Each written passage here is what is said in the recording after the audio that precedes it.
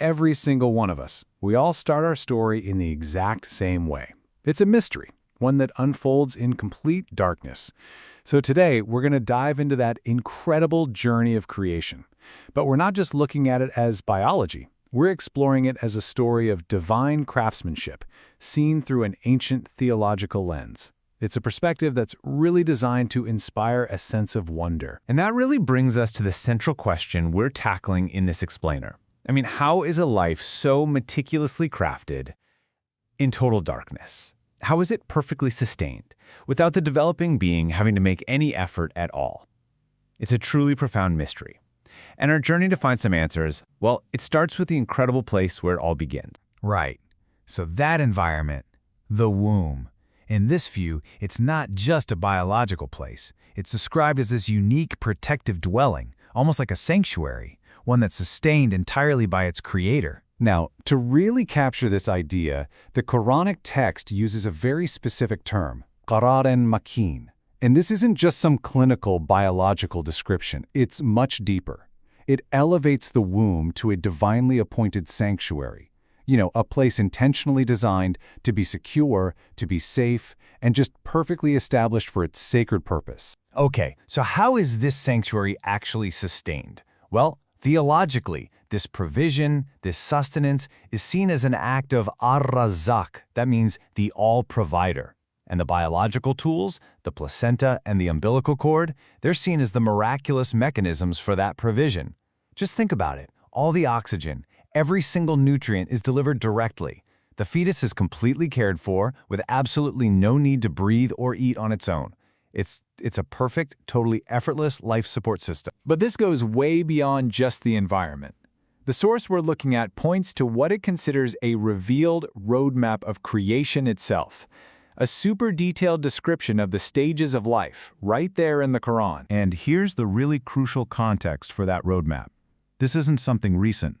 This detailed account of human development was revealed over 1,400 years ago.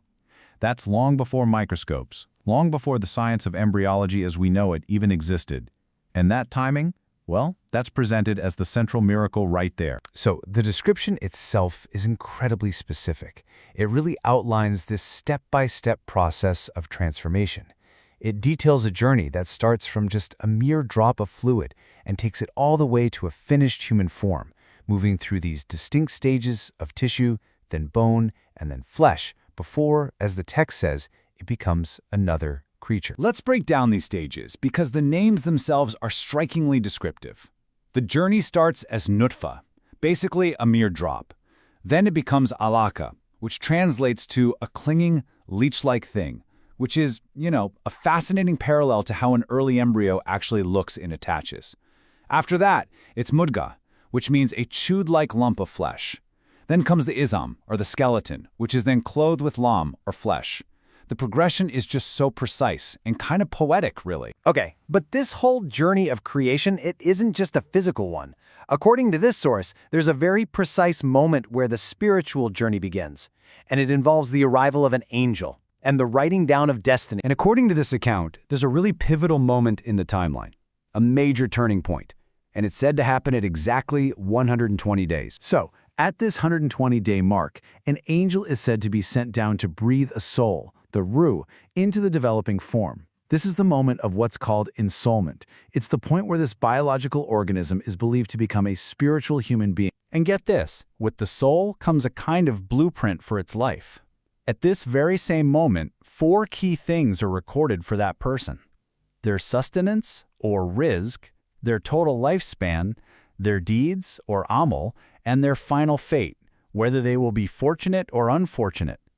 It's a view that directly ties our physical creation to a preordained spiritual path. So, all of this, it's all building to the climax of the entire journey, the miracle of birth. The text portrays this as this grand, sudden, incredible transition into a completely new world. Just think about how radical this shift is. One moment, you're inside the womb, in this protected, aquatic world where breathing and nutrition are totally automatic. Then, in an instant, at birth, that entire life support system is severed. The lungs have to scream into action for the very first time. A being that was 100% dependent now has to become independent just to survive. It's an unbelievable transition. From a theological perspective, that seamless, instantaneous switch from one system to another is seen as a clear sign of divine lordship, or rubaiyat.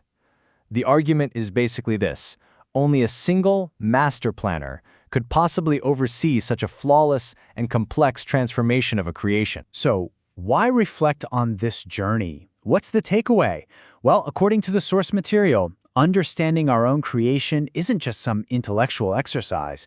It's meant to be a profound, personal call to gratitude. This knowledge is really meant to inspire two key responses. First, tafakkur, which is the invitation to really reflect, to think deeply about our own incredible origins. And second, shukr, which is the gratitude that naturally flows from that reflection. It's a gratitude towards the Creator who, in this view, engineered it all. So in the end, this entire journey is framed as something so much more than just a biological process. It's presented as a living, breathing miracle that's a part of each and every one of us, a daily, personal reminder of a Creator's intricate power and incredible mercy. And that's why we end where the Scripture itself does, with this final, powerful declaration of awe that really encapsulates the entire journey.